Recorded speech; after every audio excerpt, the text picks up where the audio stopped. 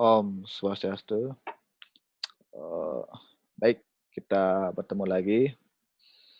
Pada hari ini kita akan membahas terkait dengan konsep penciptaan buana alit dan unsur-unsurnya.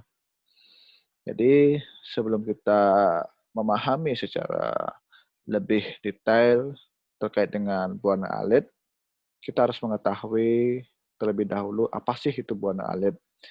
Nah, pada minggu-minggu yang lalu itu kita sudah banyak membahas terkait dengan Buana Agung, proses penciptaan Buana Agung dan unsur-unsur di dalam Buana Agung, ya dengan mengkombinasikan antara teori-teori penciptaan, ya ada Nasadya Sukta, teori Prusa Sukta dan teori Purana. Nah, sekarang kita akan lebih memahami dari apa sebenarnya Buana Agung, apa Buana Alit ini. Nah, karena Buana Agung itu tidak lepas eh, dengan Buana Alit. Jadi sama-sama dia. Jadi Buana Agung itu sebagai alam yang besarnya dan Buana Alit itu adalah isi dari alam semesta itu. Itu disebut dengan Buana Alit. Nah, sekarang kita akan lebih lanjut memahami apa itu Buana Alit. Nah, Buana Alit itu sering juga disebut dengan mikrokosmos. Jadi kebalikan dari Buana Agung, Buana Agung itu disebut dengan makro, ya makrokosmos, alam yang besar, sedangkan Buana Alit adalah mikro, kecil, mikrokosmos, alam yang kecil atau dunia yang kecil. Kalau lebih gamblang ya, isi dari alam semesta itulah alam yang kecil yang meliputi manusia, hewan, dan tumbuh-tumbuhan. Itu disebut dengan buana alit atau isi dari alam semesta ini atau alam yang kecil. Itu disebut dengan buana alit. Nah, jadi buana alit adalah bagian dari buana agung. Ya, jadi eh, apa proses penciptaannya itu sama dengan termasuk unsur-unsur pembentukannya itu sama ya dengan Buana Agung, hanya saja ada perbedaan perkembangan penciptaannya sesuai dengan perimbangan triguna. Unsur-unsurnya sama. Apa yang ada di Buana Agung itu ada juga di Buana Alit. Misalnya kita melihat Panca Mahabhuta ya. Panca Mahabhuta pertiwi di Buana Agung itu meliputi tanah, ya pasir, batu, itu unsur padat. Pertiwi itu unsur padat. Sedangkan dalam Buana Alit, pertiwi itu juga ada seperti daging, otot, tulang, itu pertiwi dalam Buana Alit. Kita cari sekarang unsur apahnya. Apa itu adalah unsur yang cair. Ya, di Buana Agung apa? Di alam apa? Di alam ada air. Ya, kalau di Buana Alit apa? Ada darah, ada lendir. Ya, itu ada hormon dan lain sebagainya. Itu unsur cair juga di Buana Alit gitu. Jadi kemudian unsur apa? Bayu. Kalau di unsur bayu itu adalah unsur energi ya, unsur udara. Nah, kalau di Buana Agung itu adalah angin, ada udara. Di Buana Alit ada apa? Ada nafas, ada prana, ada energi. Nah, ini unsur-unsur Buana Agung dan Buana Alit. Kemudian kita lihat dari Teja. Teja itu adalah unsur panas, ya. Unsur panas apa? Kalau di Buana apa? Di Buana Agung apa di alam semesta ini unsur panas apa? Di alam semesta ini ada panas ya, ada energi matahari, kemudian eh, ya apa ada iklim dan sebagainya ya. Jadi ada unsur-unsur panas di alam semesta. Nah, kalau di Buana Alit juga ada. ada suhu tubuh ya, kemudian ada panas juga di dalam, energi panas itu ada dalam tubuh. Kemudian yang terakhir ada akasa, ada ruang, ya ada ruang hampa ya. Kalau dalam, Buana Agung juga ada, di alam semesta ini ada langit, yaitu ada ruang akasa ya, ether, ada ruang akasa. Kalau dalam tubuh kita, dalam Buana Alit itu juga ada.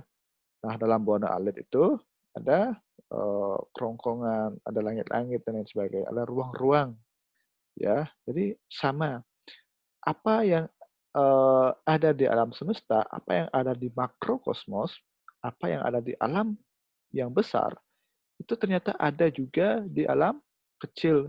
Jadi unsur-unsur pembentuknya itu, ya itu adalah sama.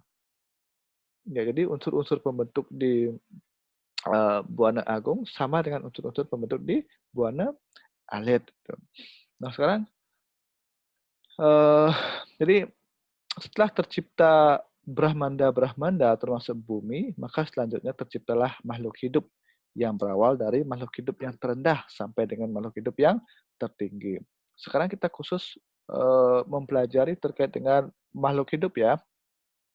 Jadi, sifat-sifatnya, kemudian apa, jenis-jenisnya berdasarkan golongan Eka Pramana, Dwi Pramana, dan Tri Pramana, gitu ya.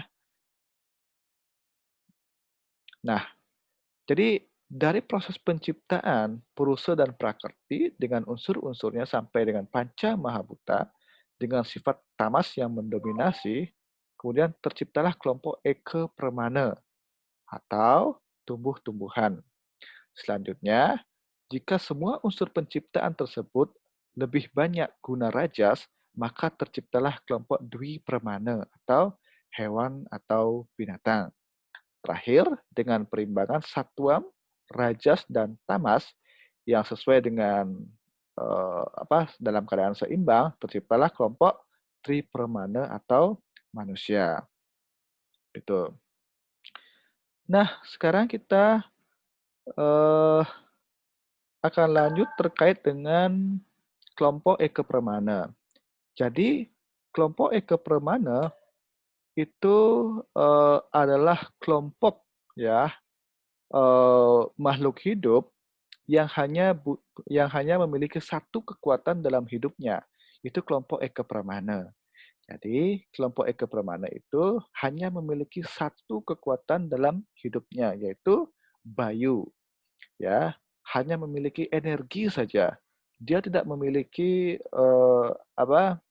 pikiran, dia tidak bisa berbicara, tapi hanya memiliki energi. Makhluk hidup ini juga dikenal dengan nama Stawara, yaitu makhluk hidup yang tidak berpindah-pindah seperti tumbuhan. Nah, sekarang kita akan pelajari yang mana sebenarnya kelompok-kelompok yang termasuk dari golongan Stawara. Jadi yang pertama ada terna. Ya, terna itu adalah bangsa rumput, baik yang hidup di air maupun di darat. Yang kedua itu lata. Lata adalah tumbuhan menjalar di tanah atau di pohon. Nah, yang selanjutnya itu ada taru. Ya, taru itu artinya semak dan pepohonan. Nah, yang selanjutnya ada gulma. Gulma adalah bangsa tumbuhan yang bagian luar pohonnya itu berkayu keras, ya, dan bagian dalam berongga atau kosong. Itu. Itu seperti bambu ya. Itu masuk kelompok gulma. Yang selanjutnya ada janggama, ya, yaitu tumbuhan yang hidupnya menumpang pada pohon lain. Ada anggrek, ya, dan banyak lain. Nah, yang selanjutnya adalah kelompok Dwi Pramana. Nah, kelompok Dwi Pramana ini adalah makhluk hidup yang memiliki dua kekuatan dalam hidupnya, yaitu Bayu dan Sabda. Bayu dan Sabda. Jadi dia memiliki unsur energi dan dia juga bisa berbicara. bisa memiliki unsur sabda dan dia belum mempunyai unsur idap, dia tidak mempunyai unsur pikiran. Nah, jadi makhluk itu dikenal dengan nama satwa atau sato. Jadi makhluk yang tergolong eh, dwi permana adalah yang pertama dalam kelompok Swedaya. Jadi Swedaya itu artinya binatang bersel satu. Kemudian yang kedua ada Andaya. Andaya yaitu binatang bertelur. Yang selanjutnya adalah Jara Yuja, yaitu binatang menyusui. Nah, selanjutnya ada kelompok Tripramana.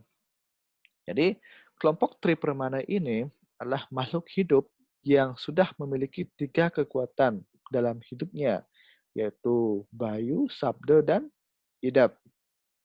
Nah, makhluk ini disebut juga manusia, ya. Bayu artinya kekuatan nafas, energi, sabda adalah kekuatan suara, dan idap adalah kekuatan pikiran. Jadi tiga-tiga ini sudah dimiliki. Itu. Jadi di antara makhluk hidup hanya manusialah yang memiliki semua unsur ciptaan Tuhan secara lengkap.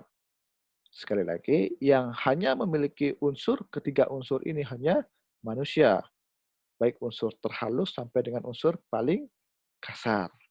Yang membedakan antara manusia yang satu dengan yang lainnya adalah komposisi dan perimbangan unsur-unsur pembentukannya, serta karma wasana yang telah dibentuknya. Hanya ini yang membedakan. Ketiga-tiganya dia memiliki. Ya, entah itu lebih banyak mana, ya, itu tergantung dari karma wasana yang dibentuknya. Itu. Nah, kelompok ini ada 3. Ada nara merga, manusia setengah binatang, ada wamana, manusia kerdil, dan ada jatma, itu manusia sempurna. Itu ya. Ini kelompok-kelompok dari hmm, apa buana alit. Jadi kelompok-kelompok buana alit itu kita kelompokkan menjadi tripermana sesuai dengan tripermana itu ada sabda, bayu dan idap ada kelompok eka permana, dwi permana dan tri permana. Kira itu untuk pertemuan kita pada pagi hari ini. Ya, terima kasih atas perhatiannya dan Pak akhiri dengan Parama Santi. Om Santi, Santi, Santi Om. Terima kasih.